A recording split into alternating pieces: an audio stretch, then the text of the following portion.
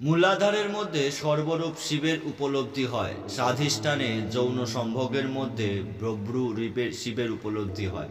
নাভিতে মণিপুরের ভোগের ও আস্বাদনের মধ্যে রুদ্র শিবের উপলব্ধি হয়। হৃদয়ের পেছন দিকে অনাহত চক্রে উগ্র রূপ শিবকে দর্শন করলে বিভৎসতা, দম্ভ, দর্প, অস্মিতা শান্ত সৌম্য অবস্থায় রূপান্তরিত হয়। ঘাড়ের পেছনে বিশুদ্ধ চক্রে ভীমরূপ শিবকে দর্শন করলে নিচের সমস্ত বৃত্তি ওপরে উঠে আসে।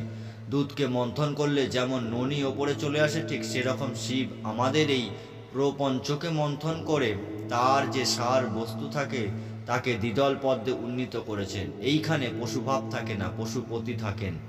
যখন তিনি আরও মন্থন করে দ্বিদল পদ্মেরও ওপরে নিয়ে আসেন, তখন আমাদের সহস্র বৃত্তির মধ্যে যে শিব শক্তি রয়েছে এবং তারাই যে আমাদের সর্বকর্মের কর্তা তা উপলব্ধি করে জীব শিব হয়ে যায়।